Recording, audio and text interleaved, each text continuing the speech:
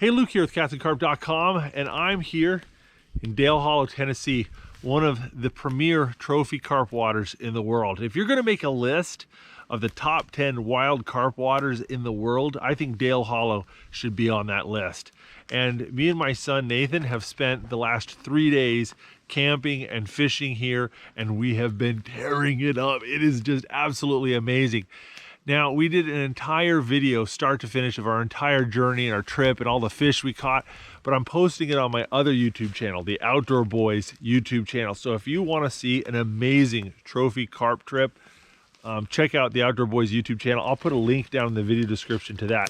Also, if you like camping and adventure videos, lots of stuff on that channel you're going to love. But let me tell you a little bit about Dale Hollow, Tennessee. Average fish around here is usually 21 to 24 pounds. Me and another group of anglers have been carp fishing for 3 days, and the smallest fish any of us have caught in 3 days was 19 pounds. That was the dink of the trip. It's pretty common to catch carp over 30 pounds here, and 40 pounders are caught with some regularity as well. This is an amazing lake that is massive, okay? Absolutely massive. And as you can see behind me, there are literally miles and miles of undeveloped, untouched shoreline. So I would not be shocked if there are 60-pound carp somewhere in this lake. It's such an untapped resource. Nobody really knows what's in here. And that's one of the fun things about fishing these wild waters. You're fishing carp that have never seen a hook, and you're really prospecting. You're finding new spots and new techniques. This is not a known commodity. Fishing in North America for carp is different than carp fishing anywhere else in the world. And there's a couple things that really set it apart, especially when compared to Europe and England. First off, we don't fish at distance that often. I mean, there are times and locations where fishing at long distances really makes sense, but this is a great example, okay? This reservoir here is a lot like many reservoirs here in the United States. It's huge, and if you cast more than 50 yards from shore, you're in 50 plus feet of water. It gets very deep very quickly. There's places in this reservoir that are 100 feet deep, and the carp aren't at 100 feet, okay? And the carp aren't typically at 50 feet. If you want to catch a carp, you've got to stay closer to the shore. They like the flats. Usually between 5 to 20 feet of water is where you're going to catch the fish. So there's really very little need to cast more than 40 yards anywhere in this reservoir. These 12 and 13 foot carp rods are really popular over in England and Europe, but honestly, they're not a very good fit for most of our fishing situations here in North America. First off, they're just too long. There's only a handful of places on this entire reservoir where you can use a 12-foot rod because there's too much brush and overhanging limbs. And additionally, you just don't need the length. These rods are designed for long distance casting, 150, 200 yards. We're rarely casting more than 40 yards, so there's really no point to trying to bring along a 12-foot rod. So these right here are the Whisker Seeker Catfish and Carp series rods. These are some of the few American carp fishing rods. They're specifically designed for bait fishermen, whether you're catching catfish or carp. These are a 7-foot carbon fiber spinning rod, and they're built and feel a lot like the 12-foot European carp rods. But because they're only 7 feet long, you can cast them in these tighter spots, and they're easier to net fish with them, and they're easier to transport. It's just a lot more convenient. Another big difference with North America is the baits that tend to work well.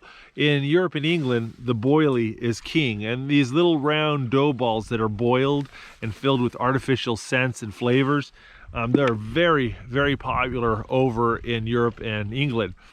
Here in the US, we use them, but I don't think they work as well. A couple of reasons for this. First off, we can't get fresh boilies here in the US. Our boilies tend to be imported. They're all shelf life boilies. And even the few bait manufacturers that are here in the United States, they make shelf life boilies because, there just really aren't carp fishing bait shops that you can walk into and get frozen boilies. So it's shelf life or nothing. Most carp anglers over in the UK will tell you that fresh boilies are better than shelf life boilies. Additionally, the carp here have just never seen boilies. In Europe, they're fed on boilies their whole life. They've seen a bajillion boilies, and they know that they're food. Here in North America, a lot of the carp, they kind of got to get trained that boilies are food. And so it's kind of this weird thing where you're spending all this money to teach a carp to eat a bait. Additionally, anywhere you can find carp in the United States, you'll usually also find catfish, blue catfish, channel catfish, bullhead catfish, and those 3 species of catfish love to eat boilies. And so if you use boilies, you'll tend to find that you attract a lot of catfish, and most carp anglers here consider that a bit of a nuisance. It's kind of like tench. You know, some people don't like tench, and when they hook a tench while carp fishing, they kind of get irritated. Same thing with carp fishermen here in North America. Some of them get really irritated with the catfish. I personally love to catch catfish, and I'll use boilies sometimes deliberately to catch fish. But here in the United States, pack baits are really popular because you can go to any grocery store and buy the ingredients to make them. So you don't have to order them online. They're cheaper, they're easier to find. And the carp just seem to instantly know it's food. So my favorite is panko breadcrumbs strawberry jello mix, and jello is a jelly dessert. It's like a powdered jelly that we have here in the United States, and then we add sweet corn to that, and it makes a fabulous pack bait. But people use instant oats, they use instant grit, soy meal. Another bait that's really popular here in North America is dried feed corn. You guys call it maize over in England.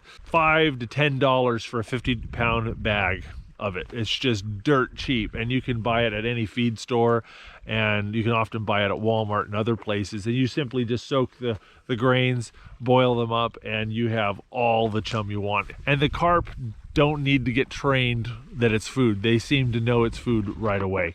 Additionally, in the United States, you just don't have to worry about your rigs. I mean, I rarely use anything other than a simple blowback rig with a lead on a lead clip, and we don't drop our leads here in the United States. That's really frowned upon by a lot of people. They don't want you chucking leads in our water. So we use lead clips often and then just jam them on. We also don't have the weed problems that they have in the UK and a lot of places. So we just kind of use the lead clips like sliders, or use inline leads. The carp here really aren't used to being fished, and so you don't really have to worry about your presentation nearly as much as you do in the UK. If you're using a hair rig, that's probably good enough, frankly.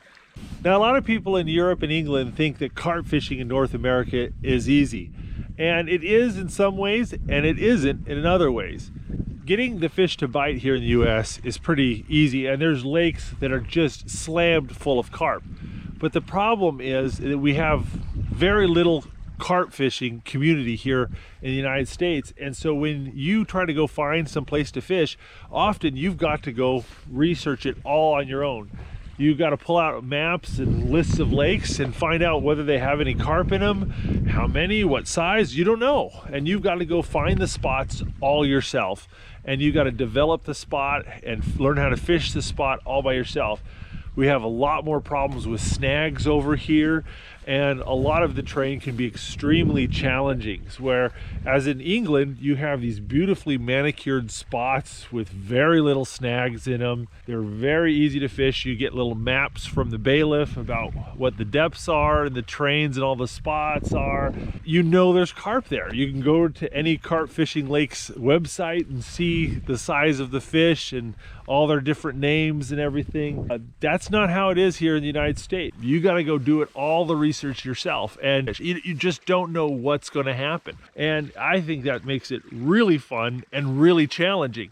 And I like both styles of fishing. I like European and English style fishing, and I travel over there to go carp fishing, and it's really fun, but it's really different. If you want to catch big carp here in the United States, it's not about your rigs and your bait. It's about going out and spending a lot of time beating the water, having good watercraft skills, and going out and exploring a lot of locations. If you want to catch big carp over in England and in Europe, you better have a really good, strong game with your rigs and your presentation and all those things, because, you know, those big carp don't get caught easily.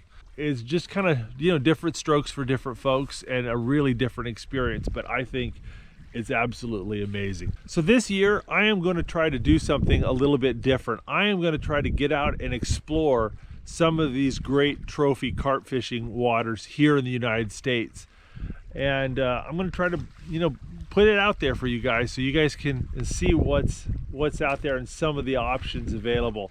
And once COVID restrictions lift a little bit, I'm hoping to go overseas and show you some of the amazing wild carp fishing waters overseas as well. If you'd like to see a trip me and my son Nathan did about 2 years ago that was amazing, check out our carp fishing trip on the Ebro River in Spain, which I can't rave enough about what an awesome trip that was. And we had a ball going with fishing guide Nick Shattuck down there, and it was just one of the most affordable and amazing trips I've been on. So I'll put a link in the video description to that as well.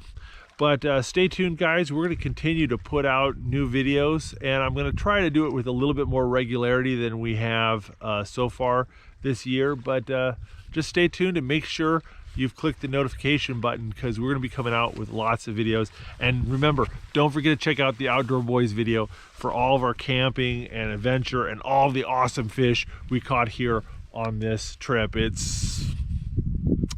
There was at least 2 PBs caught on this trip. Let me just tell you that. It's pretty awesome. At any rate, thanks for watching, and don't forget to click subscribe.